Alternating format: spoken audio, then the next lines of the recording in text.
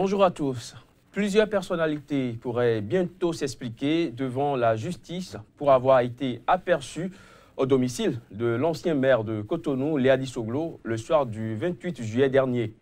Les accusant d'avoir fait obstruction à une perquisition qui devait se dérouler sur les lieux. Le gouvernement a décidé d'engager des poursuites judiciaires contre ces différents acteurs. Dans le lot, un ancien président de la République, Nicéphore Soglo, et son épouse, géniteur du maire révoqué, Sébastien Javon, un ancien allié qui a pris ses distances avec la rupture, Candide Azanaï, ancien ministre du régime qui a démissionné, ainsi que plusieurs acteurs politiques et d'opinion très critiques envers les barons de l'actuel régime. S'il est vrai que ces différentes personnalités n'ont pas encore été officiellement convoquées par la justice, il est tout aussi évident que des mesures prises en Conseil des ministres sont suffisamment sérieuses pour ne pas passer inaperçues. Aurait-il ou pas lieu ce procès? S'il se tenait, quels pourraient être ses impacts sur l'atmosphère sociopolitique de plus en plus tendue?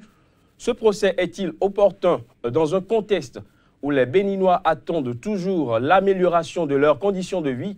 Des questions qui pullulent au sein de l'opinion publique. Et pour y répondre, nous accueillons Victor Topanou, professeur de sciences politiques. Il est le directeur de l'école doctorale des sciences politiques et administratives de l'université d'Abomey-Calavi au Bénin, ancien garde des Sceaux. Professeur Victor Topanou, merci d'avoir accepté l'invitation. C'est un plaisir toujours renouvelé, monsieur. Nous accueillons également Vincent Folly, éditorialiste. Il est le directeur de publication du quotidien béninois d'information et d'analyse, La Nouvelle Tribune. Bonjour, monsieur Folly, et merci d'être sur ce plateau de 100% Bénin. Bonjour et merci de m'avoir donné encore l'occasion de rencontrer le grand professeur qui fait bonne admiration depuis plusieurs années. On espère que ce sera une bonne émission. Alors, il est question d'un groupe de personnalités qui pourraient être accusées dans les tout prochains jours d'avoir fait obstruction à la justice dans le cadre d'une perquisition au domicile d'une personnalité publique. Dites-nous déjà, professeur, à quel moment peut-on dire qu'il y a obstruction à la justice? Mais écoutez, il y a obstruction à la justice dans deux cas essentiels. Le premier, c'est un cas physique, c'est-à-dire que de façon physique, vous interdisez, vous empêchez l'autorité publique de procéder à l'action pour laquelle elle est sur le lieu. Ensuite, il y a aussi l'empêchement immatériel, c'est-à-dire la capacité à dérober ou à dissimuler des documents disponibles. C'est aussi un empêchement. Mais je ne suis pas sûr que pour ce qui se passe actuellement, nous soyons dans l'un ou l'autre cas, puisque sous réserve justement de précision, parce que je pense que même si le Conseil des ministres a donné des instructions fermes à l'effet de poursuivre des gens, le Conseil n'a pas fournit une liste exhaustive des personnes à poursuivre. Donc à ce niveau déjà, il y a un premier problème d'interprétation. L'on peut bien penser qu'il ne s'agit pas des personnalités dont les noms circulent, notamment le célèbre éditorialiste que nous avons également sur le plateau, dont le nom circule abondamment, Vincent Folly. Mais je veux dire, il y a la possibilité de penser que dans le cas d'empêchement, en l'espèce, ceux qui soient les premiers responsables, ce sont les populations qui se sont physiquement opposées à ce que les troupes policières puissent avancer. Ceux-là, effectivement, pour les poursuivre, il aurait fallu les identifier à travers les caméras de surveillance, les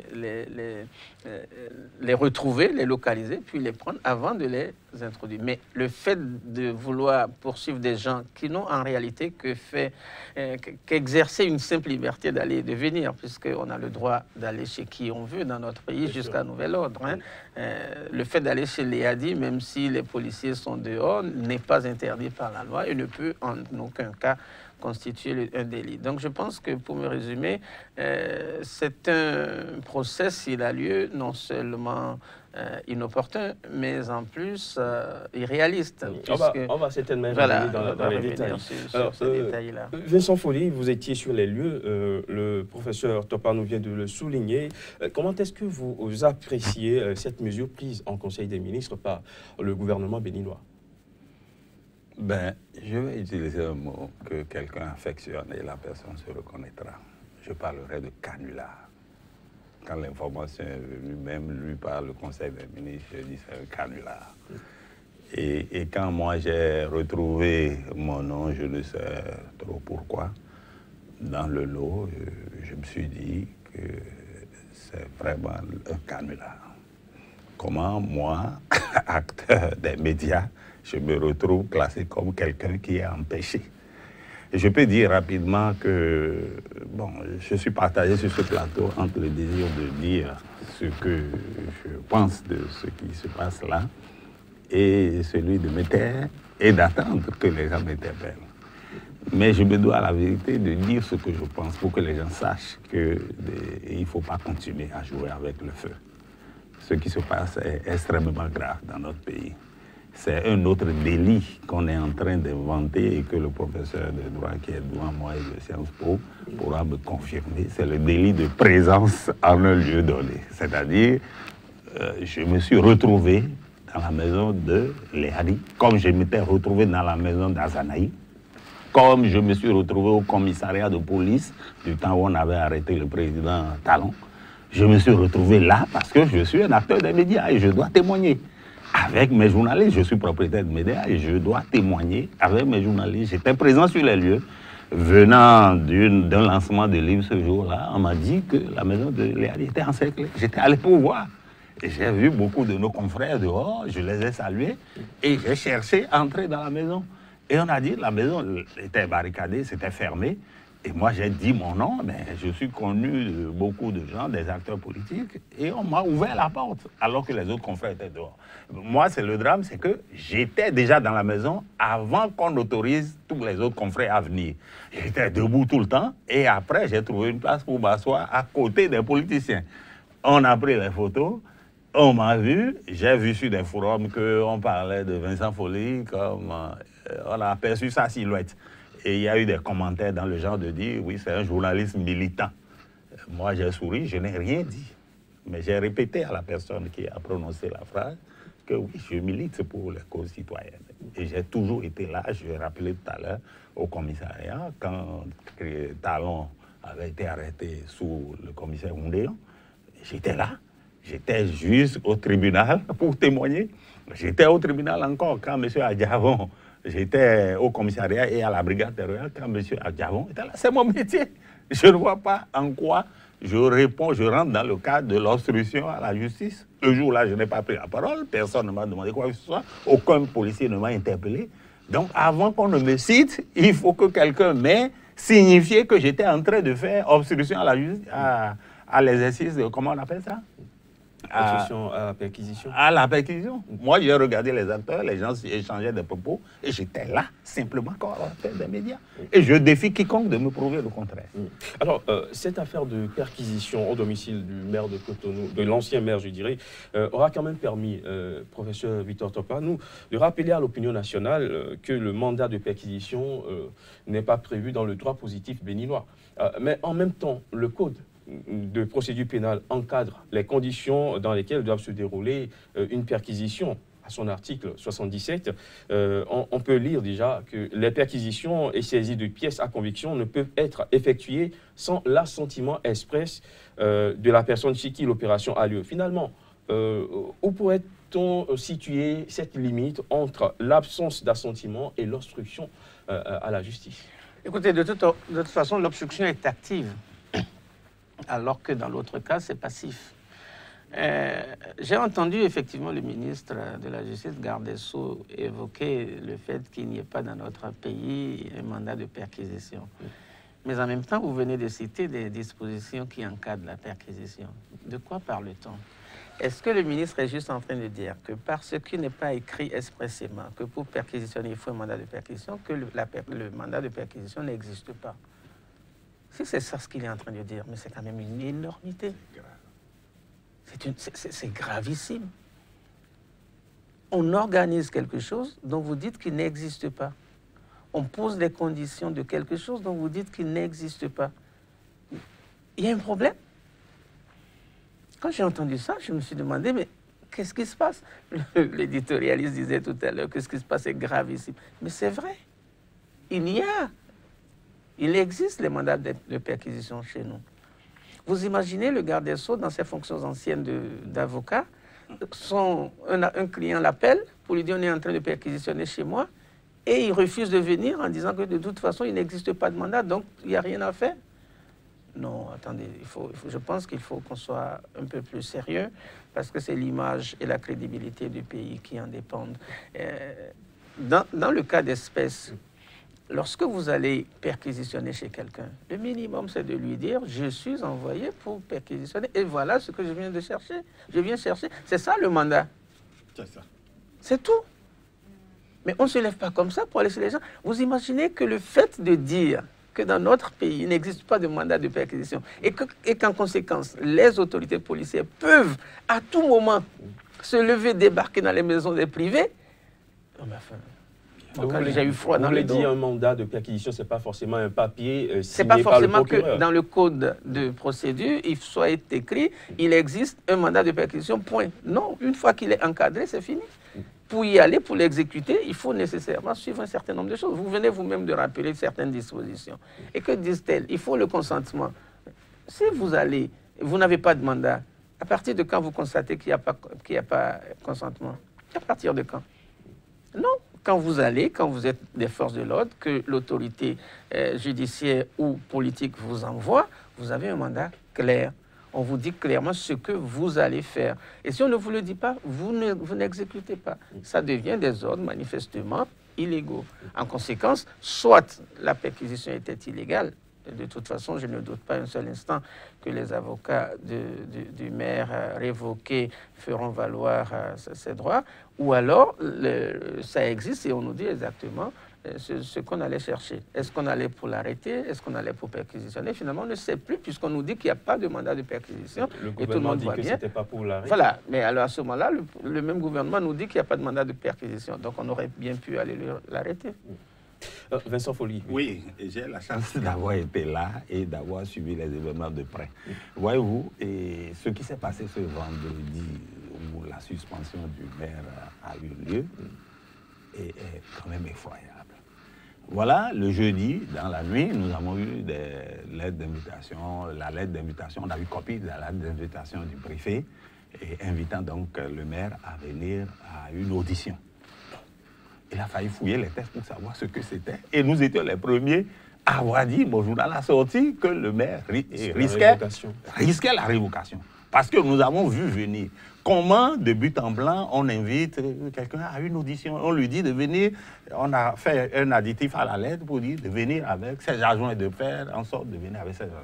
Et dans la même journée du vendredi, quand ça s'est passé, audition après audition, le préfet, je crois, n'a pas mis plus de 2 heures pour aller voir le ministre. Et le ministre n'a pas pris beaucoup de temps pour sortir un arrêté de suspension d'un maire d'une grande ville. Mais c'est énorme ce qui s'est passé. Et donc, l'après-midi, dans la soirée, la suspension, l'arrêté de suspension a circulé sur les réseaux sociaux à partir de 16 h. La réunion, je crois, à la mairie s'est terminée à 14 h, comme si les gens avaient un agenda. Et donc, à partir de 18 h, moi j'étais au lancement du livre dont je parlais tantôt, et puis la rumeur m'est arrivée qu'on avait encerclé le domicile. Et j'ai dit, moi je vais aller voir. Et je suis allé. Et j'ai assisté à la scène où l'épouse du maire échangeait avec le policier qui est venu faire la perquisition. Il dit, madame, vous me permettez de faire. Et madame lui a dit, mais vous avez un mandat? Et j'ai entendu un député, je ne veux pas le citer, lui-même est capable de venir de se défendre. Il dit, mais où est le mandat? Et le monsieur qui est venu, il dit, eh bien non, il n'y a pas de mandat, c'est un flagrant délit. Il a dit, mais c'est quoi flagrant délit? Donc, après, quand j'ai entendu le ministre de la Justice dire qu'il y a eu une ouverture d'une procédure judiciaire contre le maire et que c'est dans ce cadre que les policiers étaient venus et donc ils n'avaient pas besoin de mandat, moi je me suis demandé dans quel pays nous sommes. C'est-à-dire, il y a eu suspension d'un maire. L'après-midi, sa maison a été encerclée par une horde de policiers. Je n'avais jamais vu ça. Même autour du domicile du député Azanaï, il n'y avait pas autant de policiers.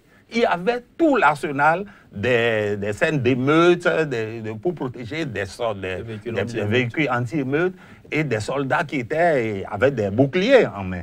Mais c'était comme si c'était une période de guerre.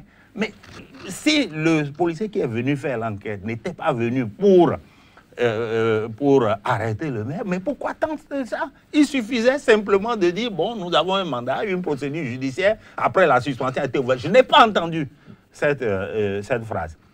Et après, on a dit, bon, on veut perquisitionner, il y a flagrant délit. Le gars a dit, mais quel flagrant délit, qu'est-ce qu'il a fait? J'ai entendu ces échanges-là.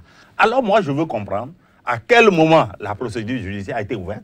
Est-ce que ça a été porté à la connaissance du maire? Et moi, je suis sûr que le maire serait sorti pour répondre à une perquisition. Et je crois, moi, j'étais là avec ses géniteurs, j'allais dire, son père et sa mère, qui avaient le droit de venir assister leur fils. Et je ne vois pas pourquoi on dit que le fils et que le père fait obstruction à la justice. Moi, je viens, si je suis le père de quelqu'un qui est en danger, je viens, je demande à comprendre.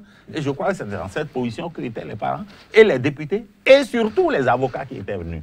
Les avocats étaient là et on les cite comme personne à comparaître et pour faire obstruction. Or, les avocats étaient bien placés pour savoir s'il y avait une procédure, ce qui n'est pas le cas. Voilà. Alors, professeur Victor Topano, vous qui enseignez la sociologie politique, dites-nous quel pourrait être les impacts d'un tel procès, si cela se tenait, sur le climat socio-politique béninois, un climat qui, il faut le reconnaître, de plus en plus tendu. Non, je continue de penser que le procès n'aura même pas lieu. C'est ça. Parce que les délits ne sont pas constitués. On vient d'avoir en direct le témoignage des prévenus, enfin, présumés. Présumés prévenus. Ah bon. Je pense que ça n'a pas de sens. Mais si, par extraordinaire, ça devait se passer, il vient de l'évoquer, on a un fâcheux précédent. C'était le cas du député Azanaï, qui avait également été cité à comparaître au tribunal.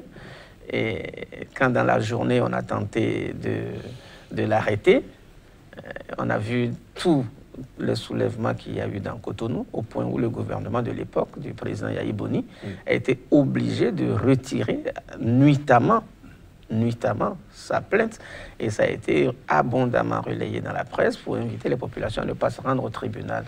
Imaginez que dans le cas d'espèce, ce qui s'était passé avant, rien qu'avec Azanaï, qu'on recommence les mêmes choses, parce qu'Azanaï également est cité.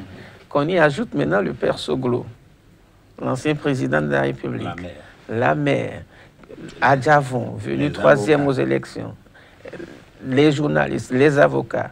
Vous imaginez comment la population, et en plus, le président Yahi Boni avait si bien compris, parce que le tribunal est situé quasiment côté latéral de la présidence de la République. Donc je pense que beaucoup de gens se tromperaient volontairement ou involontairement de chemin, et au lieu d'aller au tribunal, ils vont plutôt chercher le président. Je pense que c'est ce que le président Yahi Boni avait voulu éviter, c'est ce que les services de renseignement lui avaient dit à l'époque. Je pense que le président de la République n'aurait absolument aucun intérêt à ce qu'un procès pareil se déroule. Et s'il se déroule, l'impact sera énorme, non seulement sur lui-même, si ça n'est pas la fin prématurée de son mandat, mais en tout cas une menace très grave sur la suite de son mandat. De toutes les façons, une fin prématurée, c'est parce qu'on lui souhaite. Vincent Folly, quel regard l'éditorialiste que vous êtes porte également sur la question? Quel impact, l'impact que sera moi, je crois que les politiques se ressemblent dans le temps et dans l'espace. Ce qui s'était passé avec Boni Yahi, on a peut-être cru très facilement que ça ne peut plus se répéter. Ceux qui disent que nous avons vaincu la fatalité, à savoir la fin de la dictature, je crois qu'ils se sont lourdement trompés. Le dictateur est en nous et il est partout. Donc l'autocratie, le pouvoir autocratique, chaque fois, la tentation est grande.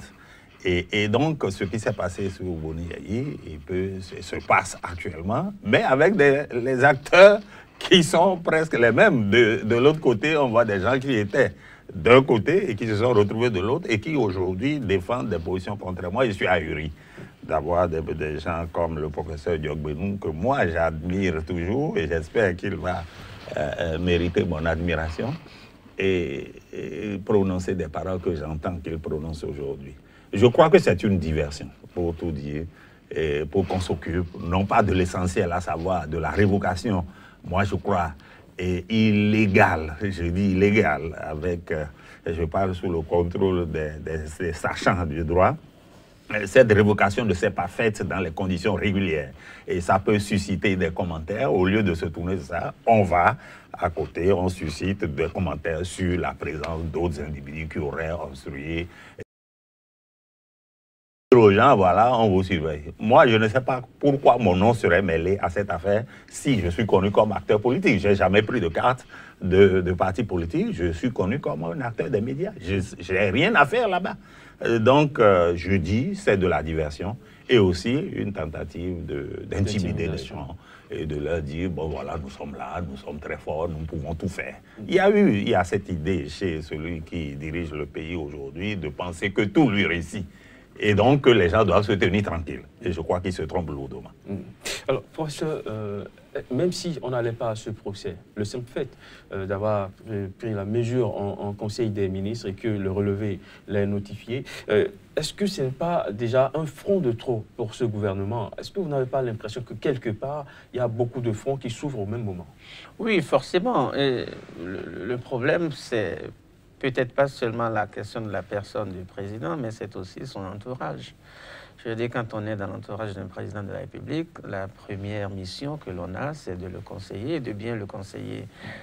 Sauf à me dire qu'il n'accepte pas d'écouter les conseils. Sinon, je ne comprends pas qu'il y ait toutes ces personnalités autour de lui. Je pense notamment à des gens, comme disait Vincent Folli tout à l'heure, qui étaient de ce côté sous le précédent mandat et qui sont de l'autre côté aujourd'hui. Je pense à Koupaki, je pense à Biotchané, qui ont quand même une certaine culture de l'État, quoi qu'on dise, qui laissent aller ce genre de choses. Ça pose un vrai problème de gouvernance. Peut-être qu'ils n'ont pas forcément leur mot à dire. Mais je ne sais pas. Si c'est comme ça, ils n'ont rien à faire là. Voilà.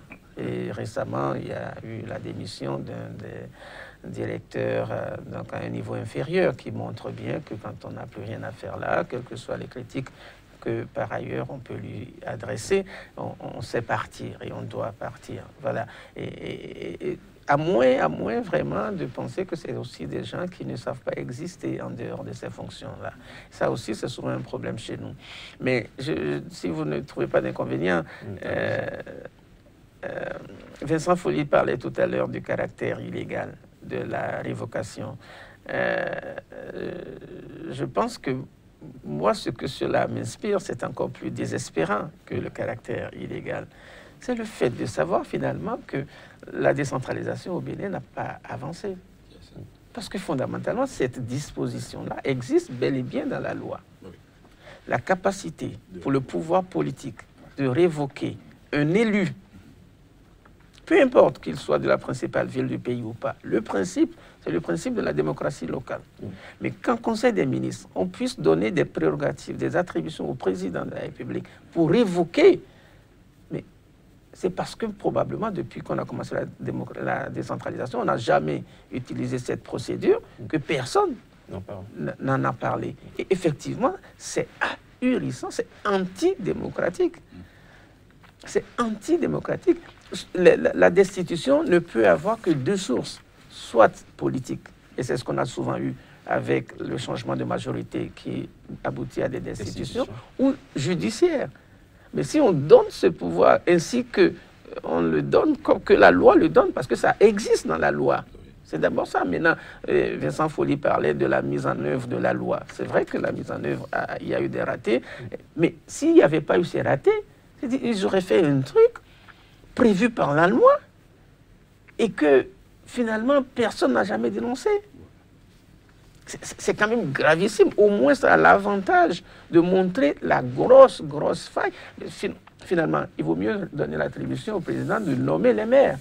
Comme ça, il les révoque et on sait que leur source de légitimité étant le président, c'est normal qu'il les révoque. Comment voulez-vous donner le droit à un président de la République de révoquer des gens que la population a élus?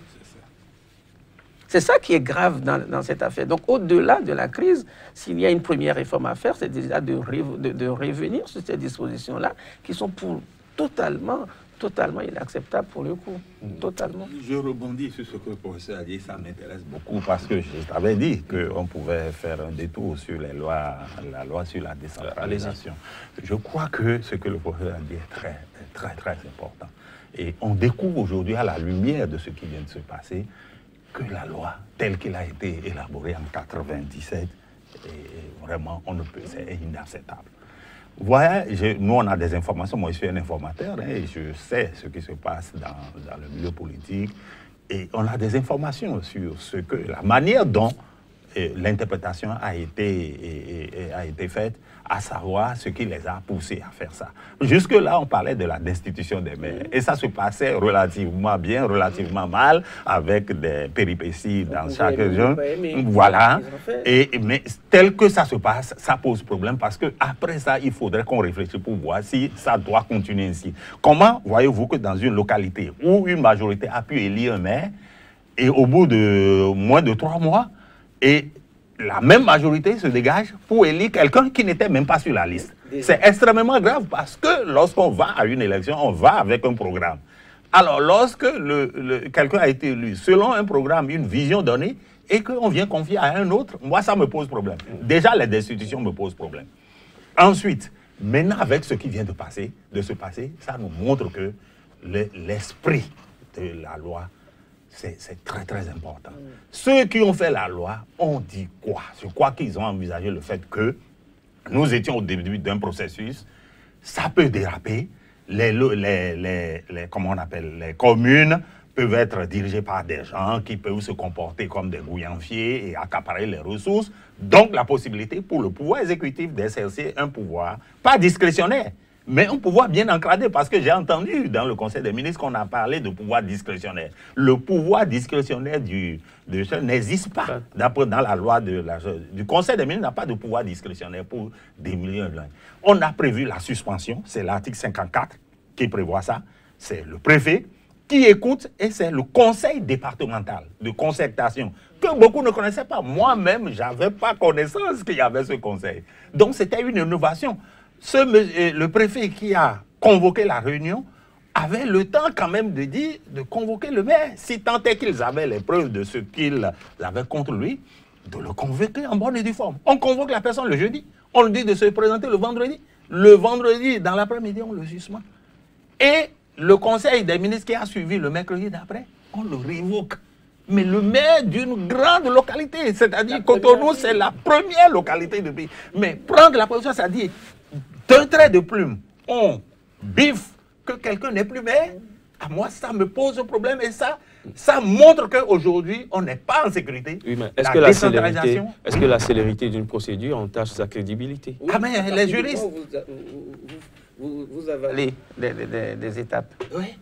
À partir du moment où le fameux conseil départemental ne s'est pas réuni, oui, n'a pas donné son avis, oui, c'est lié à la célérité. Oui. C'est-à-dire que s'ils avaient pris leur temps, oui, 1 mois, le conseil se réunissait, oui, donnait le temps qu'il fallait au maire pour répondre aux questions, etc. Oui. Forcément, personne, du point de vue de la procédure, n'aurait absolument rien eu à reprocher. Oui. Mais ce qu'il n'a pas dit, et qui est encore beaucoup plus grave, oui, c'est la source du délit. C'est-à-dire on commet des auditeurs privés, oui, qui reviennent, oui, sans qu'il n'y ait aucune contradiction, oui, et qui disent qu'on reproche des choses au maire, oui, vrai ou faux. Oui. C'est possible que ce soit vrai, oui, mais c'est aussi possible qu'il y en ait qui ne soient pas vrais. La preuve, c'est que le maire a répondu par après. Oui. Mais tout n'est pas vrai. Oui. À partir de ce moment-là, à côté de ça, il y a des audits publics par nos organes publics, notamment la Chambre administrative, la Chambre des comptes de la Cour suprême. Oui. Mais ce n'est pas de ces audits-là qu'il s'agit. Oui. C'est un privé qui donne des résultats sans qu'il n'y ait eu aucune expertise contradictoire. Et puis, sur ce fondement-là, on met en œuvre la procédure prévue par la loi. C'est extrêmement grave. Moi, je dois avouer que je n'avais jamais été un fanatique de la décentralisation au Bénin. Depuis le début, je n'en ai jamais fait un champ. Je préfère qu'on retourne à une centralisation. Mais au début, pas qu'on retourne. Dès le début, j'avais exprimé des inquiétudes liées notamment à la fragilité de notre État, parce que c'est un État relativement fort qu'on essaie de décentraliser.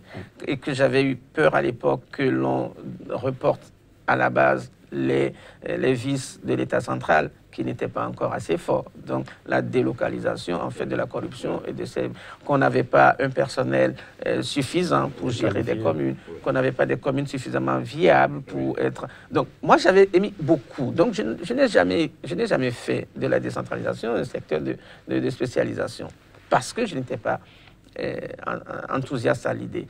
Donc quand je découvre avec le recul, et c'est là où j'accuse tous ceux qui en avaient fait des spécialités, tous ceux qui se sont dit experts. Ils ne nous ont jamais alertés sur ces dispositions qui existent dans la loi. Vincent Folli essaye même de leur donner raison en expliquant l'esprit, etc.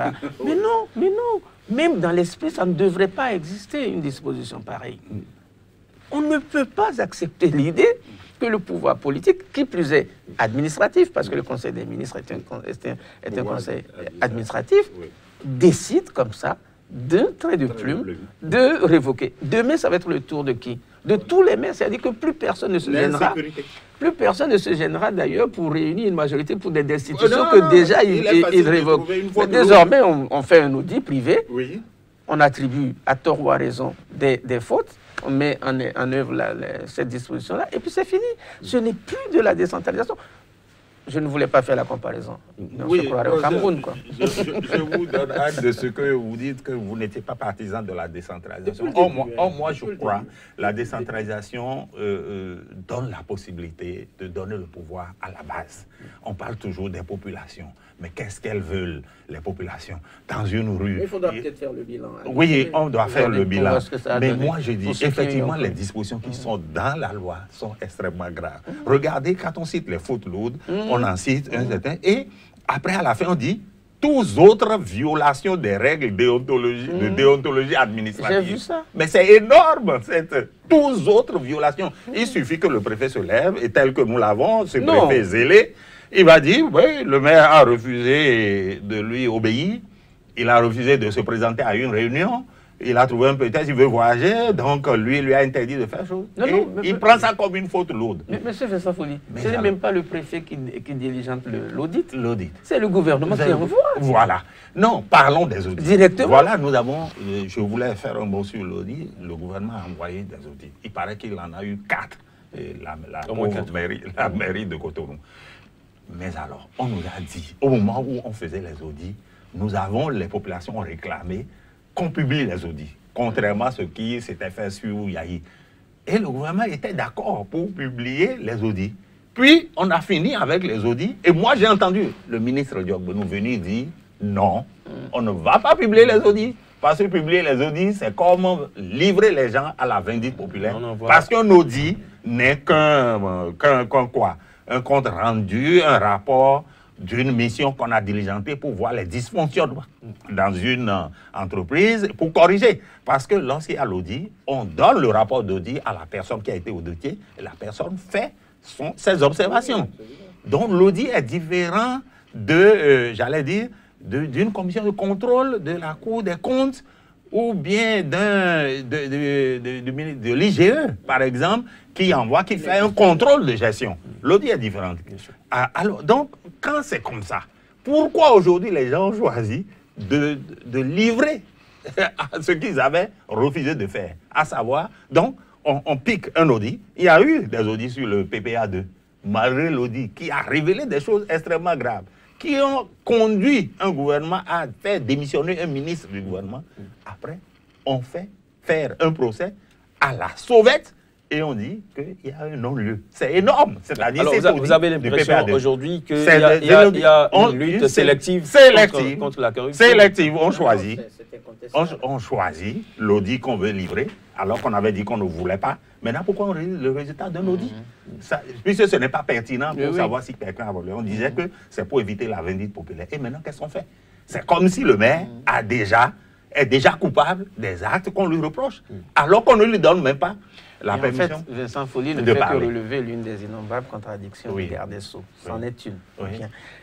Mais le problème aussi, c'est, si vous avez fait attention, la technique de rédaction du fameux arrêté. C'est pour la première fois que je vois un arrêté dans lequel on dresse des griefs de ce genre-là. On aurait juste dû viser le fameux rapport, dire qu'il est en annexe, c'est bon. qu'il y ait eu tous ces cadres autour du ministre de la décentralisation, tous les cadres auprès du secrétariat général du gouvernement, et qu'on ait laissé passer un arrêté comme ça, montre bien qu'il y avait un problème. Alors, parlons de nos lois, parce que vous l'avez dit tantôt, qu'il a fallu le cas de l'ancien maire Liadi Soglo pour qu'on découvre de ces dispositions dans le test. Le maire évoqué. Le maire évoqué, bon, pour qu'on puisse découvrir ces dispositions prévues par la loi sur la décentralisation et l'organisation des communes en République du Bénin. Est-ce que cela ne pose pas aujourd'hui le problème de comment nos lois sont votées au Bénin? Je ne sais pas ce que vous voulez dire par comment les lois sont votées. Non. Oui. On a l'impression qu'on a des codes, on a des tests, mais les gens on ne maîtrise pas forcément le contenu. Parce que les tests sont votés peut-être à la sauvette ou bien en procédure d'urgence quelque part à l'Assemblée nationale. C'est vrai que nul n'est censé ignorer la loi, mais finalement, il se fait que c'est lorsqu'il y a de ces cas qu'on arrive à découvrir de ces cas graves, de ces dispositions graves dans nos tests. Non, je pense qu'il faut faire attention, parce que moi, j'ai avoué que je n'ai jamais fait de la décentralisation un champ d'intérêt intellectuel particulier. Bien. Donc, peut-être que ceux qui sont experts en décentralisation, en tout cas qui se sont autoproclamés experts depuis 1997, puis la première élection en 2003, peut-être qu'eux, ils étaient au courant de ça. Peut-être. Donc, vous ne pouvez pas généraliser. Et s'ils l'étaient et qu'ils n'ont pas dénoncé, c'est plutôt à eux qu'il faut s'en prendre. Et c'est pour ça, moi, j'ai dit que je ne comprends pas que nos experts aient pu laisser passer des choses comme ça. Parce que, quelque part, je pense que c'est ce que disait tout à l'heure Vincent Folly. En fait, en tentant d'expliquer l'esprit, ça veut dire qu'il y avait au moins des gens qui le savaient et qui savaient dans quel esprit ça se faisait. Oui. Et c'est pour ça que je dis que la question est trop générale. Peut-être qu'il y a beaucoup de gens qui le savaient, les spécialistes de la décentralisation le savaient, mais peut-être lui attribuer un esprit qui n'est pas celui dans lequel il est mis en exécution. Moi, j'ai avoué que je n'en ai jamais fait un champ d'intérêt particulier. Et c'est peut-être pour ça que moi, je n'étais pas informé. J'en aurais fait un objet de lutte si j'avais été informé de cela. Ça, c'est évident. Mais effectivement, on ne peut pas accepter cela. C'est tout. Il faut dire que maintenant que tout le monde le sait, on ne peut pas continuer comme ça. Cette loi-là doit retourner dans les plus brefs délais à l'Assemblée nationale pour amendement, pour modification. C'est abject, c'est anti-décentralisation. C'est tous les mots négatifs qu'on puisse utiliser par rapport à cette loi-là. Oui, moi je comprends votre question et je prends en compte ce que le professeur a dit. Je crois que c'est tout aussi valable. Et ta question était de savoir si comment les lois sont votées dans notre pays. Est-ce que ça nous pose le problème des lois? C'est vrai, ça pose le problème de la manière dont nous votons nos lois. Nos législateurs ne sont pas toujours au niveau des réalités ou bien de la manière dont les lois doivent être rédigées. Il faut l'avouer. La preuve, c'est le nombre de commissions que le gouvernement crée pour aller faire dans un hôtel de Dassa, je ne sais pas, toujours le même, des mises à niveau, des explications pour ce qu'on appelle des propositions de loi. Ce ne sont même pas des projets de loi. C'est ce qui est énorme. Une proposition de loi est censée venir d'un député, alors que le projet... Mais on voit le gouvernement, et c'est une hérésie que je découvre, le gouvernement Yahi avait utilisé cette porte de sortie, il confiait les projets de loi, le professeur peut confirmer ou infirmer, il confiait les projets de loi à un député qui rapidement prend ça en compte et il fait. Celui-ci en a fait son mode de gouvernance. Et beaucoup de lois, on a critiqué une loi qui devait être sur le renseignement. Dès que les critiques sont venues, ils ont rangé cette loi. Et donc, les populations doivent être vigilantes. Parce que les gens ne savent pas toujours ce qui se passe. Alors, on leur fait une petite immersion pour savoir comment ils vont adopter la loi. Donc, on fait du copier-coller. Ce sont les lois d'ailleurs qu'on apporte. Et puis, on essaie d'adapter. Et c'est à l'application qu'on découvre. Et c'est à l'application qu'on découvre les énormités qu'on découvre dans la loi actuelle, qui serait inacceptable. En France, personne ne peut accepter qu'un maire soit révoqué de manière cavalière un conseil des ministres qui, après une suspension, on dit la suspension doit durer, dans le texte on a dit 2 mois. Et après ça, le maire retrouve son poste.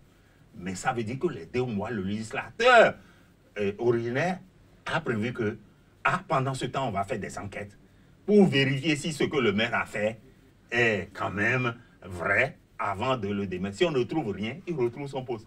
Mais ici, entre la suspension Et la révocation, il ne s'est que passé pas plus de 3 jours. Ce qui veut dire qu'on a déjà la conviction que le maire est coupable, ce qui est énorme. Moi, je crois que dans aucun pays du monde, l'exécutif ne peut se mettre en même temps à juger les gens avant même qu'ils ne soient condamnés. Tout condamné, tout accusé est présumé, nous dit-on, innocent. Et donc, je ne comprends pas ce qui se passe après la suspension.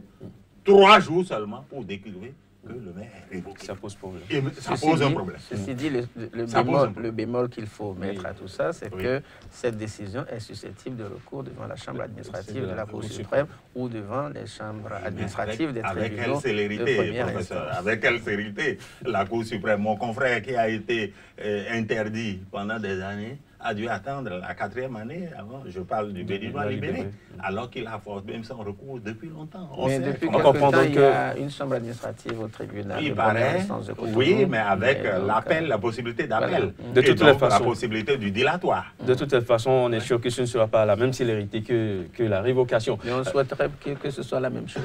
Alors, professeur Victor Topadou, professeur de sciences politiques, comment est-ce que quelle lecture faites-vous d'un futur proche sur le plan politique après ce chapitre? Est-ce que là, on va vers une large opposition, finalement? Parce que tous ces grands noms cités qui pourraient comparaître, est-ce qu'on va vers une large opposition? De toute façon, il ne saurait en être autrement. Ça va être une large opposition avec j'ai dit, ailleurs, on parlerait de chapelles, de plusieurs chapelles. Et de toute façon, ça s'est toujours passé comme ça chez nous. Vous savez, le président de la République a hérité de l'Assemblée à cause du décalage dans la durée de mandat des députés et du président. Il arrive bien souvent, sauf tous les 20 ans, en tout cas pour l'instant, que le président élu hérite d'une Assemblée nationale. Et donc, en général, la première élection législative suivant son élection est souvent le moment pour lui de tester sa popularité et avoir son Assemblée nationale, entre guillemets. Et c'est ce qui va se passer. Aujourd'hui, tout le monde est d'accord pour dire que avec les menaces que lui-même a maladroitement proférées au lendemain de l'échec de la révision constitutionnelle, tout le monde se dit qu'à cela ne tienne, ce n'est pas la peine de lui donner une majorité parce que tout le monde se dit qu'il va recommencer. Et donc, pour éviter qu'il ait une nouvelle majorité, la seule solution, c'est que toute l'opposition aujourd'hui se réunisse. Et si jamais elle y parvenait, je pense qu'on aura le même remake de 2015, où plus personne ne voulait voir Yahi ni ses représentants, et on s'est réunis à l'Assemblée nationale, même si il y a eu à l'époque des télécommandes de Paris, vertueuses ou non vertueuses. Vertueuses ou non, pour ne pas citer le président Roumbedi, qui en a été bénéficiaire. Et donc, je pense qu'on va exactement vers un remake de 2015. Vincent Folly, nous sommes presque à la fin de cette émission, si vous devez conclure. Non, je m'associe à ce que le professeur vient de dire, mais je vais dire un mot sur ce qui... Je pensais que vous posiez la question de savoir ce qui allait se passer à la tête de la mairie. Moi, je crois que tel que les choses se sont passées, à moins d'un cataclysme ou d'un retournement spectaculaire, le maire Soglo ne peut pas retrouver son poste.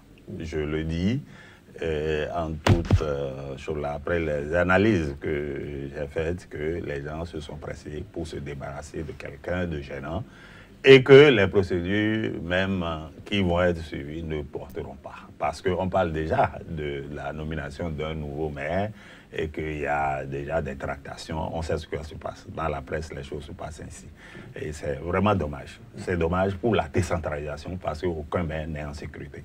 Quant à l'avenir politique de notre pays, c'est très ouvert parce qu'il y a trop de paramètres. L'argent joue tellement de rôles, c'est-à-dire un rôle tellement important dans notre dispositif politique que moi, je ne parierais pas qu'il y aurait forcément une coalition anti celui qui est là. Je ne crois pas à ça. Le jeu est très ouvert et tout peut se passer dans notre pays. Le professeur peut confirmer ou me démentir parce que rien n'est moins sûr que la stabilité de la classe politique autour d'un idéal. Il n'y en a pas. Merci à vous d'être passé sur le plateau de cette émission. Victor Topanou, professeur de sciences politiques, directeur de l'école doctorale et des sciences politiques de l'université d'Abomey-Calavi, ancien garde des Sceaux. Vincent Folly, éditorialiste, directeur de publication du quotidien béninois d'information et d'analyse, La Nouvelle Tribune. Merci d'être passé avec vos différentes opinions. Mesdames, Messieurs, ce sera tout pour aujourd'hui. Ravi une fois encore d'avoir été en votre compagnie. Prenez soin de vous et à très bientôt sur SICA.